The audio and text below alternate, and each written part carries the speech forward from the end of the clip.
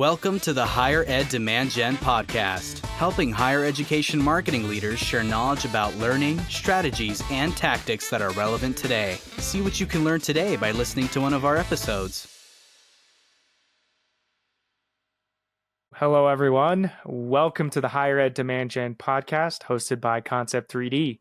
If you like our content, please follow and subscribe to us on Spotify, Apple, and Google.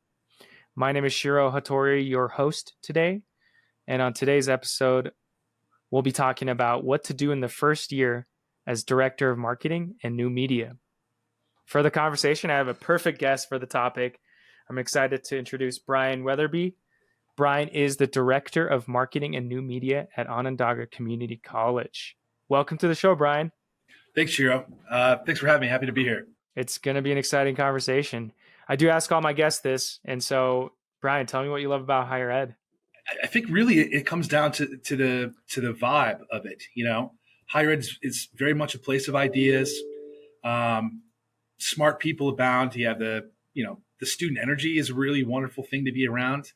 Like in a corporate world, sometimes there could be sort of a stagnant kind of feeling with the office and stuff and the same people. But, in higher ed, we're constantly cycling students in and out, seeing how they grow, seeing what they accomplish, that kind of thing.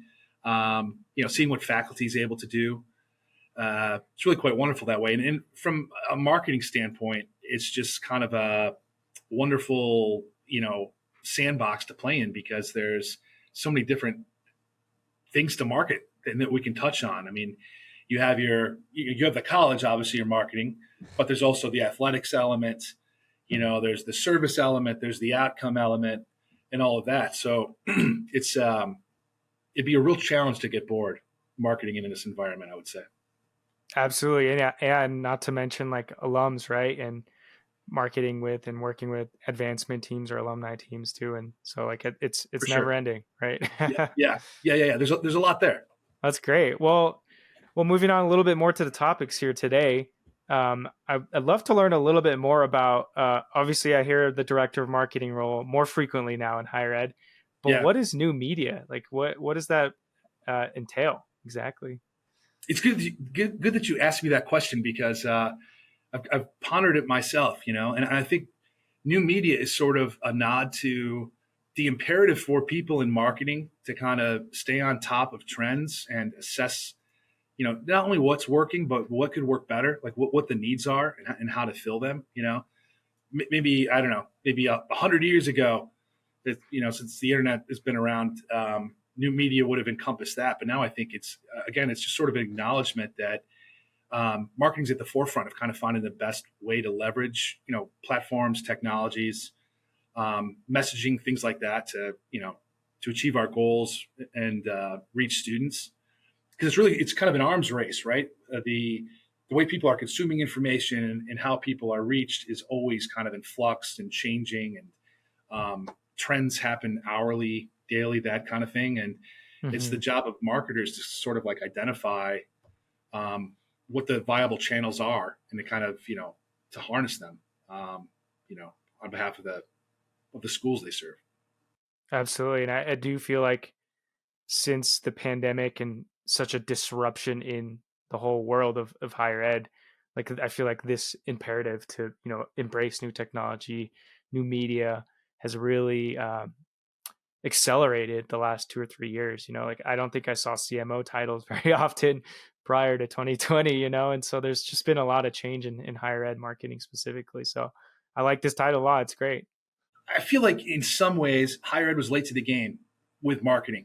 I mean, we've talked, and I think there was a lot of a sense that, hey, we're a college, we're here, and students will come, and schools with like big athletics programs and things like that, they had some differentiation or, big names, Ivy Leaguers and stuff like that. But I think there were a lot of assumptions made by other schools, and now they're trying to catch up. There's a demographic shift happening, and higher ed itself is just kind of, there's been some doubt cast on it, that time to graduation, what are the outcomes? Do I need to go to college to have a career? All of that kind of thing. So I think for a lot of schools, it's marketing is almost like a reaction as opposed to something that's been kind of proactive for a while. If that makes sense. Absolutely. Yes, definitely. I mean, it's something that I'm told every day, right? We don't want to be reactive. We want to be proactive. So I think, it tailors to all of marketing teams and, what good looks like. This is great. And, in terms of your role, right? I mean, you haven't even been there a technical full year, right? You started in May of 2023. And I'm really curious. You have a lot of expertise in higher ed already, right? You were with many different schools for several years. And I'm wondering, like, what are some of the new digital approaches or new approaches you're prioritizing in that first year? The thing we're really excited about and doing a lot of work in is how best we can kind of produce and organize student content.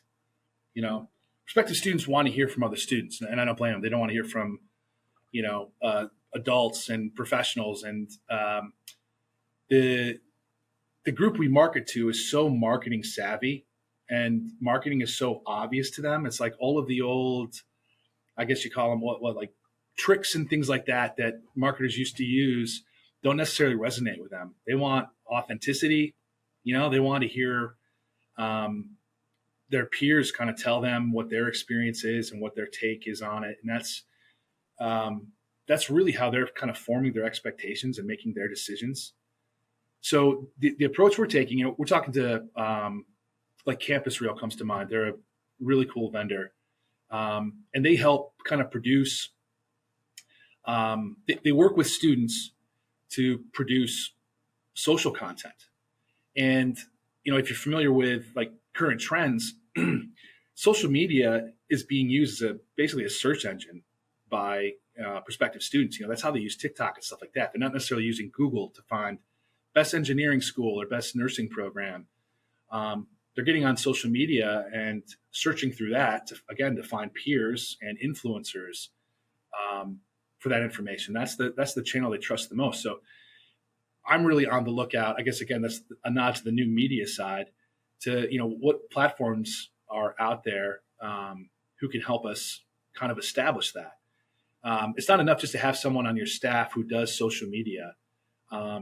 You really need to kind of get into your student body, which is what we've been doing. We have a social media program here at OCC, and we're lucky enough to have, interns who are doing that content for us. And it's really drastically more organic of an approach if you think about it, because they're being students themselves. They're in it. They know the language. They know the trends. I think other students are far more eager or comfortable with another student approaching them, to ask their opinion on what's the best place to eat on campus, or what are your plans post-graduation, or why did you decide to attend, OCC in the first place, that kind of thing. So it really makes sense. Then and what it comes down to ultimately is how best digitally can we kind of capture it, organize it, police it, keep an eye on it, that kind of thing. That's amazing. Yeah, I mean, student-led stories is something I definitely hear a lot of. And you talking about this reminds me of this like random Reddit thread. I follow a lot of Reddit marketing channels, and there's it's a rabbit hole, but there's a channel that specifically like brings up old advertisements from companies from like the 60s and 70s. And it was like a car ad or something. And all the comments were like, oh man, like this was the golden era of advertising. And like people were all nostalgic, right? And jaded, and saying like, oh, like what's happened to ads today? Can companies no longer do it right? And then some person was like, no, it's not that companies can't do it anymore. It's just that the preferences of the consumer, right? And in your case, the student, have now shifted. They don't want to hear from companies as much as now as they want to hear from the people using the solutions or product, or in this case, receiving education and going to an institution. So it's not that like the advertisements are worse now. It's just the way in which consumers want to consume information and be sold to has changed. Yeah, that's a great point. It's like that kind of referencing like the whole Mad Men era, right? Or you think of like how commercials used to kind of hint that, hey, if if you drink this brand of beer, for example, you'll be athletic and great looking, and or you smoke this, like the Marlboro Man, the rustic cowboy, smoking cigarettes. I don't think people want to buy necessarily, at least the people shopping for college don't necessarily want to buy like this sheen or cosmetic, illusionary, ephemeral take on what they're actually on the product they're buying. I think the very valid questions that people are asking about higher ed in terms of debt and outcome and things like that, that requires a really substantive approach. It requires authenticity. We have to be a lot closer to the ground, in a sense. And I think I prefer that approach because I've never liked to be overly,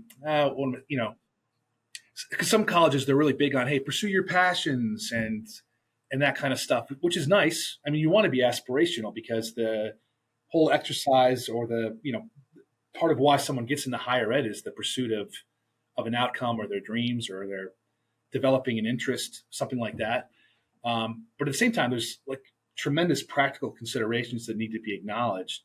And yeah, to do that, you have to be, I think, a bit more direct and again, authentic, which is probably why the like student content and that sort of approach works so well. Absolutely. Yeah. And I mean, it goes back also, I think it also goes back to, where your institution is at, right? Like is smaller scale, regional, like what are the current pain points, right? Because if you're a school that has no enrollment issues, like what do you focus on, right? Your priorities are probably different. So I think that's also a factor as well. Community college has a real compelling argument to make, I think, in the face of like some of those things that I mentioned, where, debt isn't really the issue here at a community college that it would be, at some of like our, some of our big 4-year neighbors here in Syracuse. Nearly 70% of our students graduate without any debt at all. 2 years to get a degree, if you're coming here for a degree, and then you can transfer to like to a Cornell or a Syracuse University or a Oswego, or we're surrounded here. Upskilling is another big thing where we offer certificates and things like that for adults. So an increasing part of our marketing approach too is going to be that that non-traditional students, they call them, people who maybe they already have a career and they want to move up in it, they want to advance, or maybe they want to switch to something else. And our size kind of makes us a bit more nimble, I think, at helping students achieve that goals. And so that's something we're really leaning into with our marketing as well. That's fantastic. In terms of, I know in your short time there, you have refreshed some of the brand guidelines, right? How did you know that like that was one of the things to prioritize amongst all the other things that you've already done? And where did you start? Yeah, well, I had a great example because of the years I spent working at Rochester Institute of Technology, and kind of seeing how the marketing leadership there, how they kind of reined everyone in effectively, because everybody wants like their own logo. Every program wants their own logo. Excuse me. Every club wants their own logo, for example. In all of that kind of Wild West sort of mix, you lose the fact that you're marketing the college, right? That whole hierarchy of marketing and of information kind of just gets totally watered down. And I knew from within my first few days here, probably even during like the interview process, that was an issue here. Because just walking around campus, I'm like, the college is being represented in 50 different ways. The logo is being used in however someone decided to do it. It's being included in other words. It's like it's being, whatever color someone I think kind of liked personally was, they were using. And so the first kind of the lowest hanging fruit in my mind was to kind of police is a strong word, kind of bring back some of those standards and guidelines. And the college had them in place for the most part. They just hadn't really, they'd been kind of loosened, I think. And so a lot of the work has been getting back to being very consistent with our logo and our colors and how we look, as well as, brand language, photography, those kinds of things. And we built a brand portal on our site. We're continue to work on that so that there's a fixed place where we can send anybody who wants to. It could be a vendor or it could be someone on campus who wants to do something in terms of marketing. They want to open a social media account. A vendor wants to know what our color codes are, that kind of thing. So it's sort of like a one-stop shop. And the great one of the many great kind of characteristics of that is that it's all in one place. So someone like whose job is marketing, I can always kind of go there and see like what do we have, what don't we have. If a faculty member requests something, for example, like they want a branded PowerPoint or they want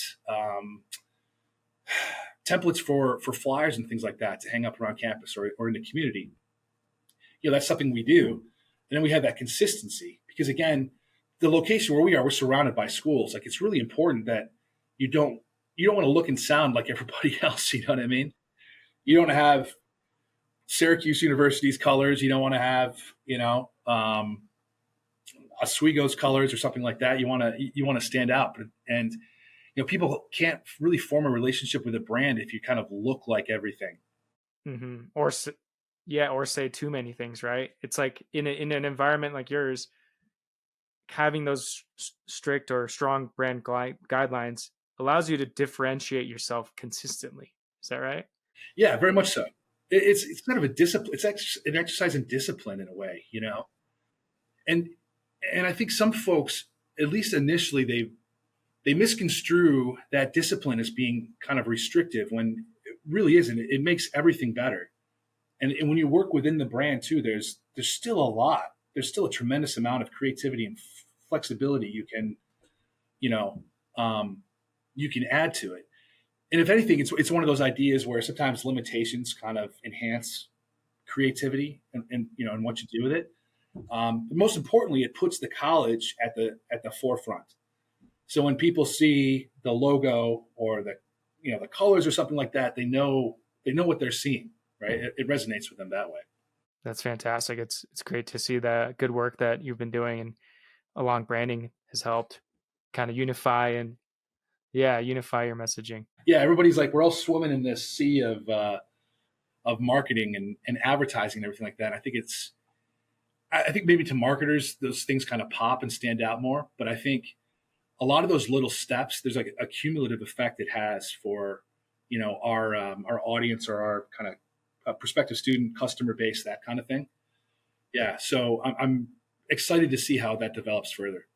Yeah. And I know that in terms of like hiring social media teams or student interns, it's really helpful because you can provide this brand guideline and be like, hey, this is what we stand for. Like, this is why we're doing this. It helps attach their day-to-day tasks to something a bit higher, right? Higher level versus like, I don't even know I'm posting this student story today. Right. And so it kind of ties and connects the dots to a stronger pillar that the marketing and the school is trying to achieve. So I think it's fantastic. It's easier for people to connect to something that is kind of fully formed, and defined.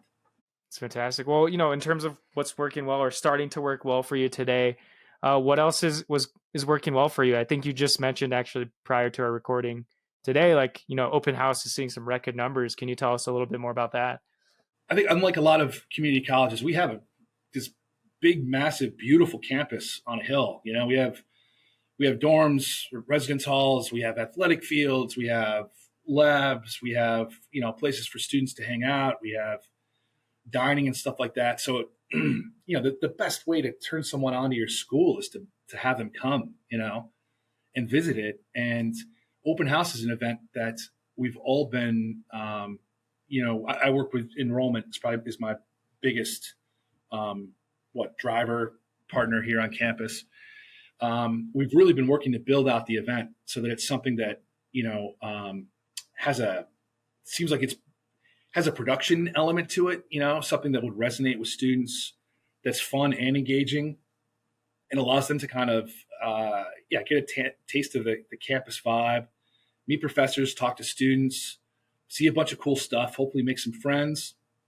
So, yes, we've been advertising that aggressively. One of the one of the conclusions I came to early on was that, you know, we're a community college, but it seemed as if past marketing had kind of retreated from the community, and everything was digital. And we're in a market that still really, things like billboards and radio, they really work. They resonate with people, and I started my career in radio, and it seemed like it wasn't going to be viable for much longer, but it's going strong here, and we can reach like the non-traditional students I referenced earlier. We can reach them in their workplace because they're listening to it, and people see a billboard, and we have the open house on there and the date and pictures of students and things like that. And that's great for the community to see because, again, we're in the community like a community college should be. It's great that, but it's also great, internally for marketing, for faculty and staff to see, their place of work kind of represented in such a, big, bold, colorful way out in the community. So I think those marketing efforts, very considered marketing efforts, are working very well, as are just kind of the human efforts here at OCC. And by that, I mean, there's a real dedicated team who are answering student questions, and they're responsive to texts, and they're emailing and things like that. I think it's one of the biggest strengths we have here, and something that the college is looking to continue to develop. Is just that, if you have a question, you're not a number. There's someone available to talk to you and help you work through things, like financial aid, for example. That's insanely daunting to anybody. But our whole idea, and we market it, which is cool, but what makes, I think, the marketing work is that it's authentic and that there's an actual, real world component to it that we're talking about, where we will walk you through it. There are people here. We are service oriented in that way.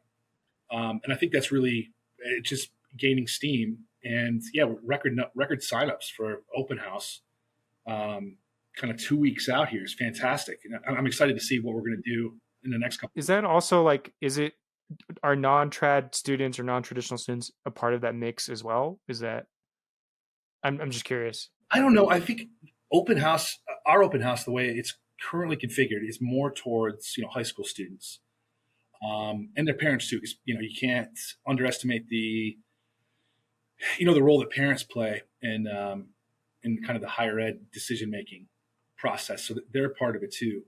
And the non-traditional outreach is something we're also actively building out, where we'll have people out in the community, talking to businesses. We have recruiters who go out and, visit high schools and answer their questions, talk to guidance counselors, all of that kind of thing.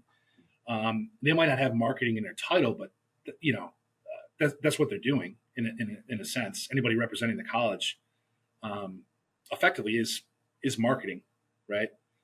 And I guess part of the job, like part of my job, my group's job, is to kind of make sure that they have the tools that they need to best represent the school. That's amazing. And I like this point about like just the fundamentals, right?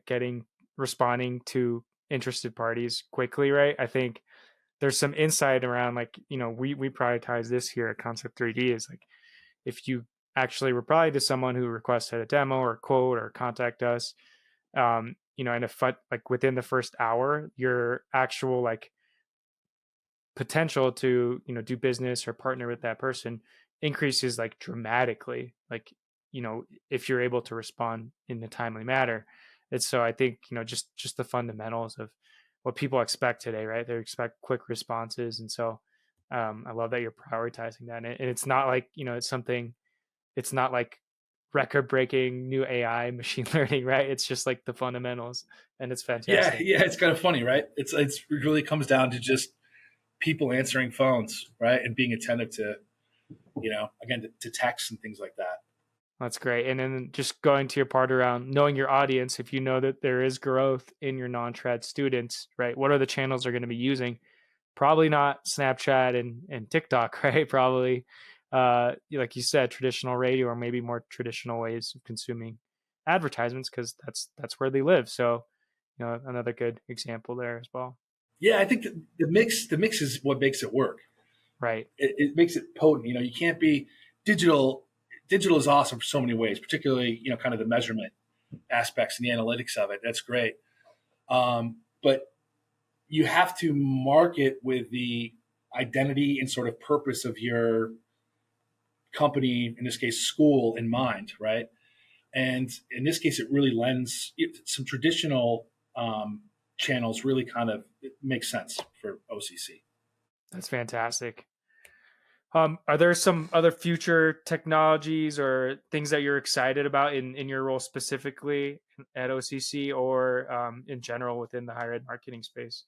With Concept 3D, we want to build out our kind of on-campus tour capabilities so that people have an option to do like a self-guided tour if they can't make it like on a Saturday or a weekday or something like that, and they're on campus, and also to kind of make customized tours. So if people have a specific interest, like they're into nursing, right, or music or something like that, or auto tech or fire or something like that, we can direct them more to those areas. Maybe they don't want to see everything, right? They don't need to see everything. If their interest is already sort of like fixed and decided, we want them to be able to kind of use their phones and kind of find their way around that way. So that's definitely something where we're looking into. That's fantastic. Yeah, that wasn't scripted at all, y'all. I didn't. No, I'm not being paid. That was not a paid. I appreciate the shout out. That's great. That's awesome. And then are there other things, like, are you trying to maybe look into embracing some new tech like AI coming out and stuff? I know we use it internally for some copywriting now, just as a start, right? Yeah, man, the jobs I had like at the beginning of my career wouldn't even be necessary at this point with AI. We have a chat bot like on the website. I think maybe her name was Olivia or Octavia or something. But it's no substitute for people. You know what I mean? Internally, I like AI because it sort of removes the barrier of a blank page. If you're trying to come up with a concept or kick something off, it's like that the amount of time that, because I was a writer for many years, I was a copywriter for many years, the amount of time you used to spend staring at that blank digital page and kind of engaging in self-doubt, like maybe I don't have any ideas, maybe this is, and all that, it's either removed entirely by virtue of AI or significantly lessened, which is great. And I'm sure we're only scratching the surface on what it can do, but it's a great tool for marketing. Again, if you're stuck, I mean, that's a great place to turn to get unstuck. Well, yeah, this has been great. We're just at about time here, but I'm wondering if you want to share any of your personal plugs or OCC's plugs here, so that our listeners can reach out to you. Well, I mean, if you're ever in Syracuse, swing by OCC for a tour, or grab a bite to eat. Come to one of our open houses. Personally, you can find me on LinkedIn. I'm always happy to connect and chat. I try to attend the AMA Higher Ed Symposium every year, and meet a bunch of great folks doing great work at their respective schools and that kind of thing. So, beyond that, I appreciate the forum and you taking the time to talk to me and let me ramble on, answer some questions. And I think for all the naysaying about higher ed and justifying it and all that stuff, I think higher ed is very much here to stay. And I think socially we're better off for it. And certainly, we need it in terms of, business and industry and things like that. And I think it's a wonderful place for students to come and kind of develop, right? Kind of become that professional that they want to be and find a career. So it's cool to be a part of. It's a cool place to come to work. I couldn't agree anymore. That's a perfect note to end on. Thank you so much, Brian, again for joining us today. Thanks, Shiro. I appreciate it.